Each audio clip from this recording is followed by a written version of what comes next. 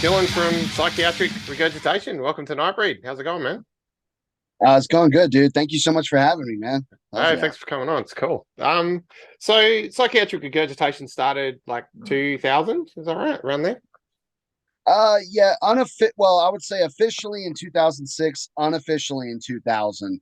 And basically it was a side project, just basically kind of a joke gore grind sound side project that I did with the drum machine and even performed live with the drum machine. We'll get into that a little bit later, but um yeah, around 2000, I was in other bands at the time, Hmm. and those were my priorities, my top priorities. But then eventually, all those bands broke up, and I was out. And then around 2006, 2007, all I had left was this project.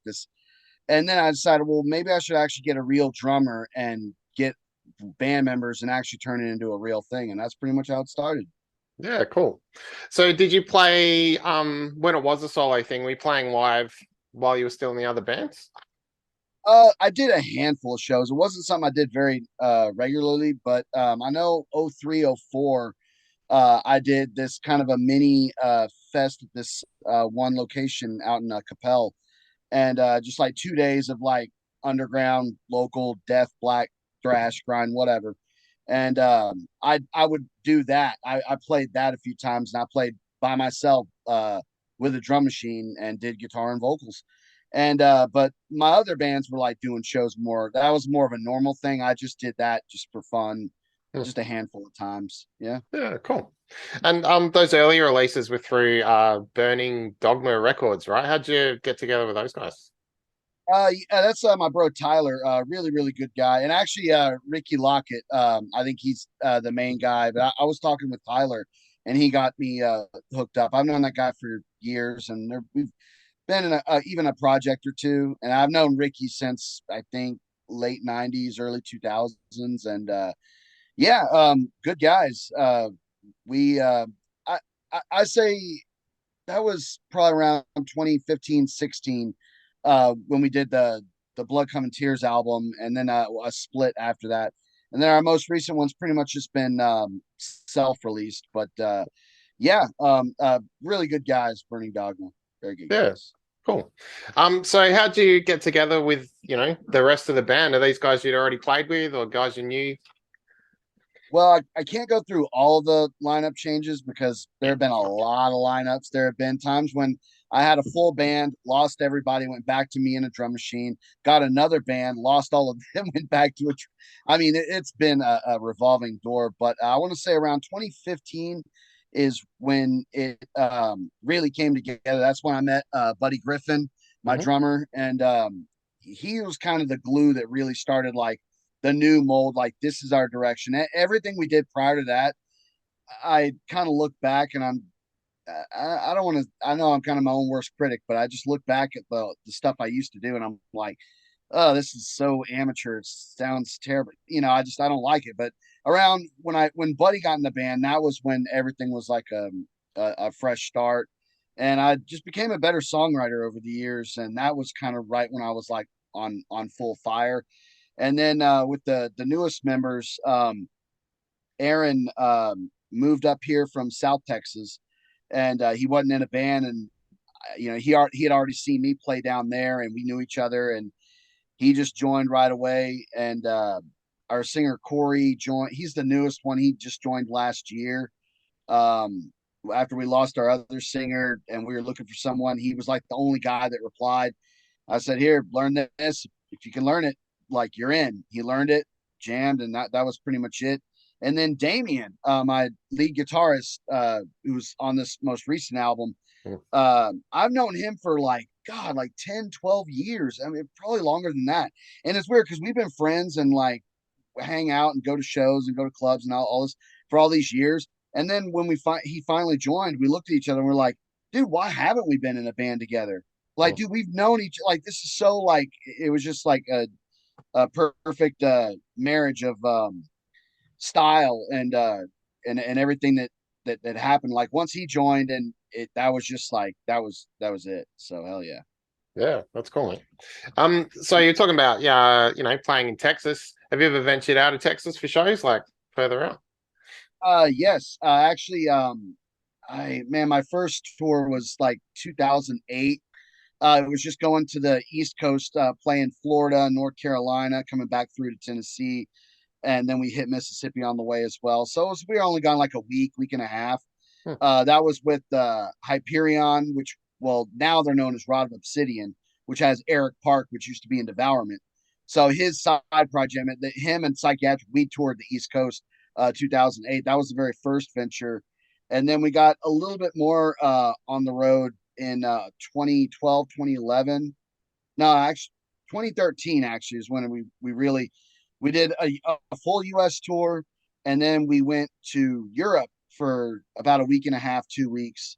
And then we came back and we did another American tour. So that was like the most busy year I've ever had. And then 2015, we went back to Europe one more time. And then we did another American in 2015. And then we did a 2019 West Coast tour. That was I think basically the first time, or one of the first tours I did with Buddy with the full band. And then we did just a smaller tour last year. And we went Denver, Colorado, Arizona, New Mexico, and a few Texas dates. So we covered about a good chunk of the country. We haven't been up to the Northeast yet, so we're still waiting. Maybe next year, fingers crossed. Who knows? That's kind of on the agenda. As I've never been to New York, I've never been to anywhere up there. I want to see it.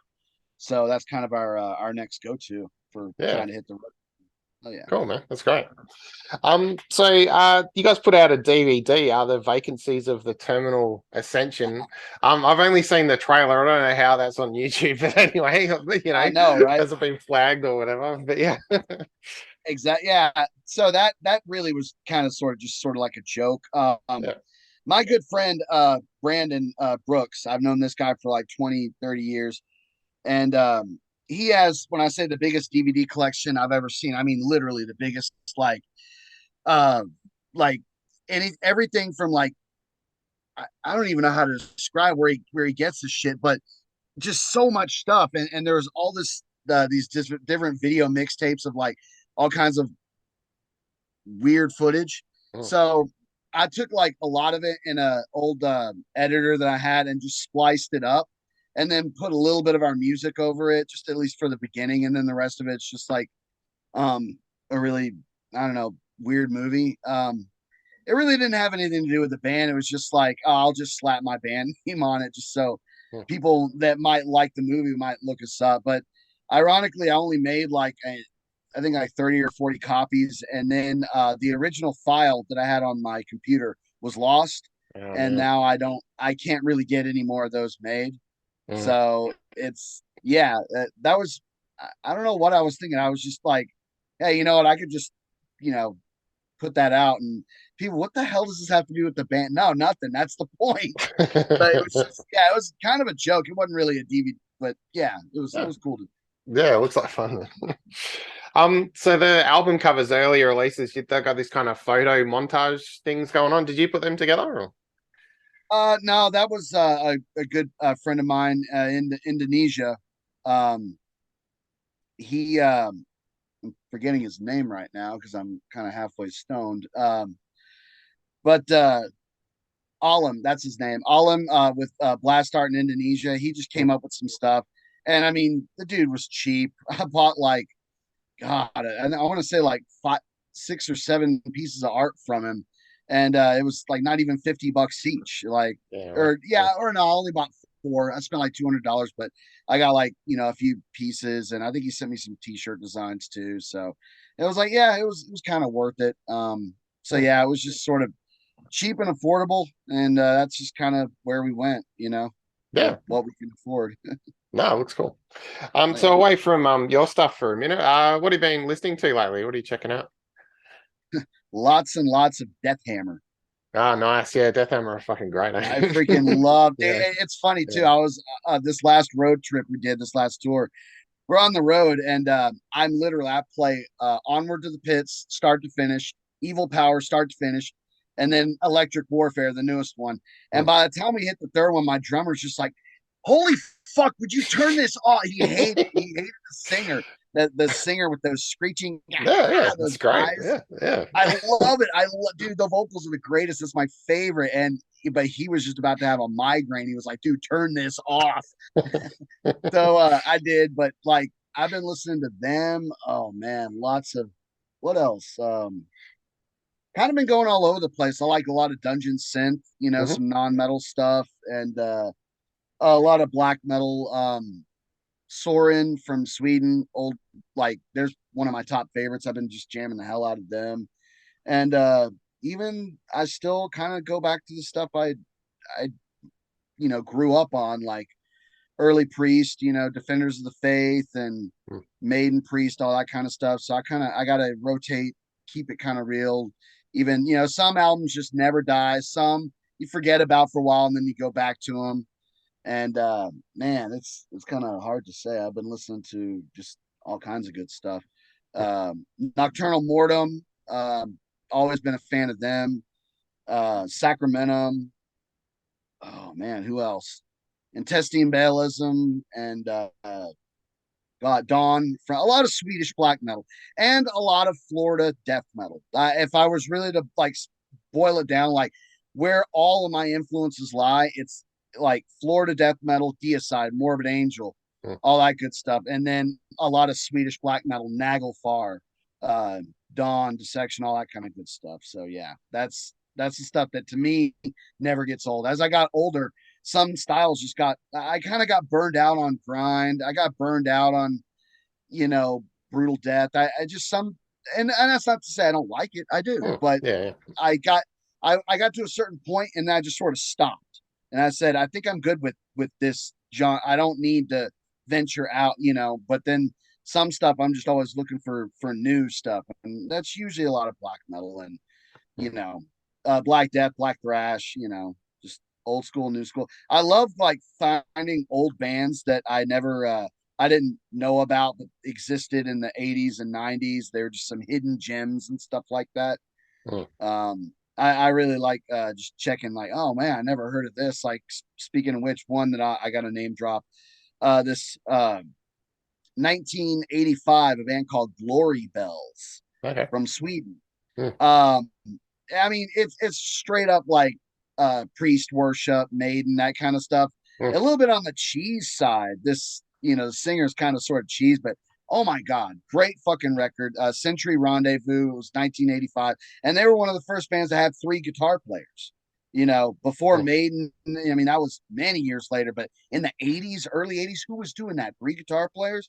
Mm. Yeah, Glory Bells did it. So that was like and I only discovered them like what, a year, 2 years ago. My old bass player just he was just like, "Hey, check this out," and I was like, "Holy crap, this is just like where's this been all my life?" Like I could have been listening to this like 20 years ago, and I just now found it. Mm. So I love doing that kind of stuff. What about you? What have you been jamming? What have you been Me, into? oh man.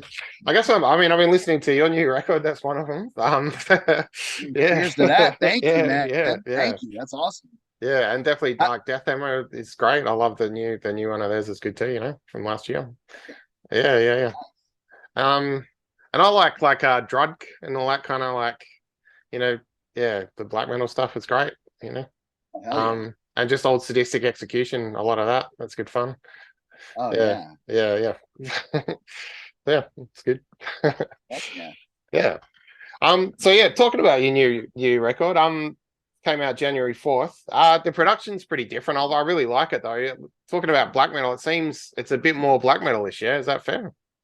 Yeah, it's I guess it wasn't really as polished this time around, and we really kind of I guess wanted we just did the best with what we had and what we could.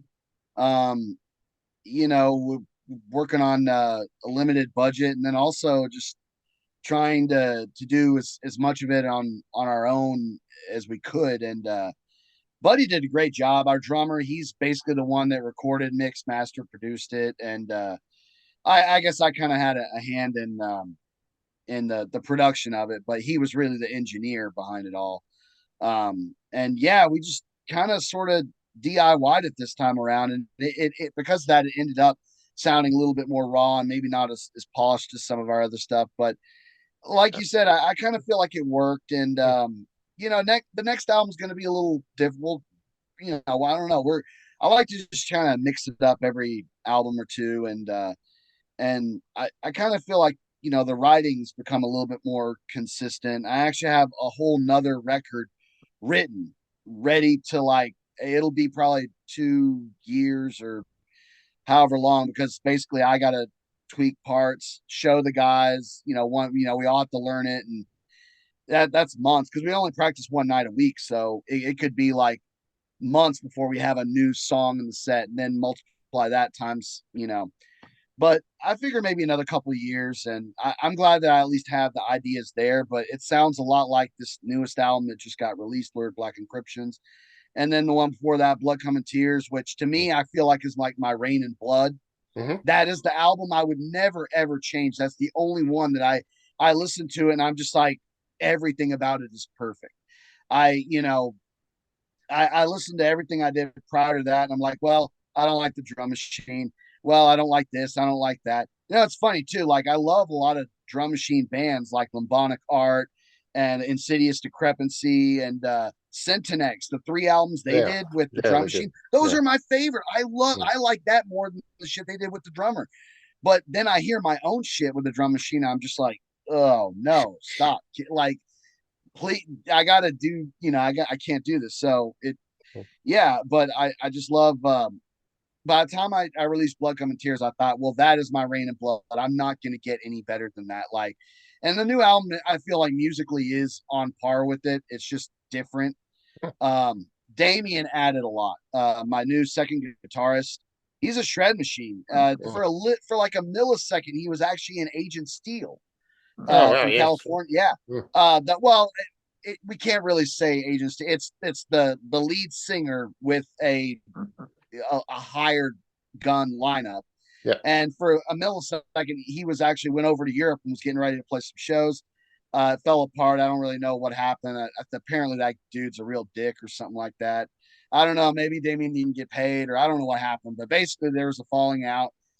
And then he came back to America, and actually, it was right after that Agent Steel thing had kind of gone sour, and he came back home. That's when I was like, yo, I just lost my other guitarist. Like, are you on board? And coincidentally, I was just like, the timing was right. Mm. But yeah, in my opinion, I kind of feel like he's like an Alex Skolnick-esque type of player. And he did his instrumental track on our album, Venomous Mm. Wealth, Yeah, yeah. which is very, very, like, I told him something sort of like Hypnosis from Testament, Mm-hmm. or Musical Death, the Dirge. Like, I love, like, because he has so much Skolnick like esque, um, technicality to him, and I'm glad we added that element to our music because it fit perfectly with my riffs and everything that came along with it. So once he joined, I was just like, we really are on fire now. So let's just keep pumping out albums, just keep getting better and better, and that's hopefully what we're and try to play shows and have a good time too. And the other thing I really love about this band, we all get along.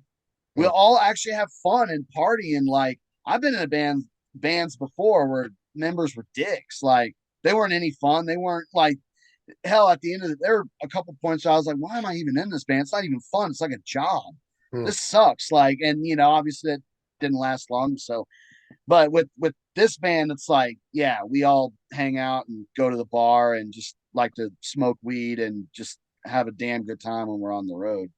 Yeah. So, when speaking of which, we're going to be doing New Orleans in 2 weeks. It'll be my first Oh. time ever going there. Mm. I mean, I've been all over the country, but I've never been to New Orleans. So we're going to go check that out, try and see some of the above ground graveyards Mm-hmm. and stuff like that, and maybe go take some pictures. I want to try and see if I can find like a statue where we can do our own version of like INRI from Sarcophago. I just got to find there's got to be some Jesus statue Yeah, somewhere must in be. one of Yeah, those things that we can go up and just throw our bullets on real quick and yeah, take a few photos. And yeah, I'm hoping we can get away with some of that while we're out there. yeah. And Nice.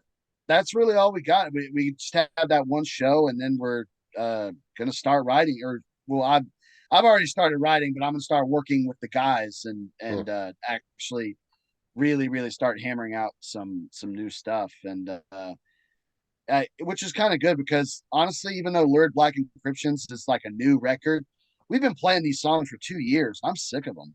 All the guys are like, we're yeah, just like, oh man, we want to start, but it takes 2 years of recording and preparation just to be able to get it out. And by the mm, time you get it out, you're already kind of tired of the songs. Whereas if we, we're like major label bands where we got a paycheck and didn't have to work a normal job, we could just sit around and write music all day. Oh man, that would be the life. Then we could mm. then it wouldn't take 2 years to write a record because we'd have all that time. And but that's fantasy world. Obviously it ain't gonna happen, so we just pump out what we can while we can. And yeah, Mm. hopefully in another couple of years have this new record done and just go with that. Yeah, no, it's good, man. The cover art has a different look on Lure of Black Encryptions as well, which is great. I think it really matches. It's a good sound, you know. Like, was that like an intentional thing? You kind of want to change it up a little bit? Yeah, it's that artwork was Moonring Design. I think he's out of Finland. I think Finland, Sweden, somewhere around there. But he's it was pretty affordable. I think it was only like 150 euros or something like that. And Mm. I kind of liked the artwork. That was kind of what he had in his for sale bin, and I just kind of like, well, this one kind of matches. And I don't know, looked a little different. And actually, he has another piece that I already have planned out for the next album. Cool. I still got to get with the guys and make sure, see if they really want to go with that. But yeah, so Moonring Design, he did like a handful of other bands. I'm trying to think who right now, and I can't. Master, the death metal band Master, he did like one or two of their, I think, EPs or something like that, and handful of others. And I've never met the guy, but he was pretty easy to work with. Sent him the cash, and he sent me the artwork right then and there. And Mm. I just kind of did. We just took a few basic photos, and then I did the layout myself. And that was pretty simple. But he, supplied all the artwork and everything like that. So Yeah. yeah. No, cool. And also you've got the CD box with the dead mouse and everything. The Yeah. shotgun shells, yeah. And That's you know pretty what? great, man. Ironically, no one's ordered one yet. Oh, that's weird. No Yeah. one's ordered one. Actually, I think. Hold on. I got. Actually, hold on. I got the Beautiful. Yeah. box right Yeah. here with all the goods Hmm. inside, and then the dead mouse is right Nice. there. Yeah. It's kind of. I don't know if you can see that. Yeah, there Yeah, I you could go. say, yeah, I had to say. yeah. So yeah, nobody has bought it yet. Okay. I think the dead mouse is the reason why. Yeah. And so I got the story behind the mouse is I wish he was in here right now. I have a cat Yeah. named Killer, and he's a solid black cat, and he's the coolest ever. So he's indoor outdoor, and he will leave these dead mice in Mm, like on my back porch. mm. And every now and then he'll eat them too. I've watched him like eat them whole. So Oh, yeah. he pretty much did all the work. Like I was just like, okay, as a joke, I was like, I'm gonna like package these up, freeze them, and then release it with my new album. Mm. And limit it to only 13 copies. I don't think anyone's gonna buy it. It was really more just a joke. Like, Yeah. Yeah. but I just like, and even my bros when the band were just like, "What do you do? Like, really, dude? A dead mouse?" I was like, "Well, Yeah. in theory, like you just take it out, throw it away, and everything else was." Yeah. Well, I was going to ask how you went with posting it, but I guess that hasn't happened yet. You know. Yeah, Yeah. and we did. It was brought up that someone might take offense to that. These Mm. days people get like offended by all kinds of stuff. So it's just like maybe that wasn't a good idea. Well, I mean, like I said, my cat's the one that did the. I didn't do anything. I'm not an animal hater. Yeah, I yeah, love animals, you know. yeah, yeah, So it's just kind of like the natural food chain. That's just what, and hey, and that fits metal, death, black, everything. It fits it perfectly. yeah, yeah. So I'm gonna bring the boxes to our shows. So and when we're playing New Orleans, so someone might actually buy a box at one of our shows coming up. And I'm actually going to have the mouse in a bag, not that way the guts don't spill all over the CD and all that kind of stuff. Yeah, So that way, well, if I sell one, they're probably just going to throw the mouse away right then and there. Just all right, trash that, and then just keep the rest. yeah, yeah. So that's probably how they're really going to be sold. Yeah, no, cool. Awesome. All right, look, Dylan, thanks heaps for your time. I'm definitely looking forward to the next record, and yeah, good luck with the tour, man. With New Orleans, I'm sure it'll be fun. All Yeah, right, thank you, Banjo. Thank you for the what do you call the interview and everything else. I'll share. Send me a link, and I'll post on Facebook and yeah, send man. advertise your YouTube and all that good stuff. And thank you again, man. I'll let you know when our new stuff's coming around. Yeah, too easy. Thanks a lot, man. All Have a right, good one. cheers. You See ya. too.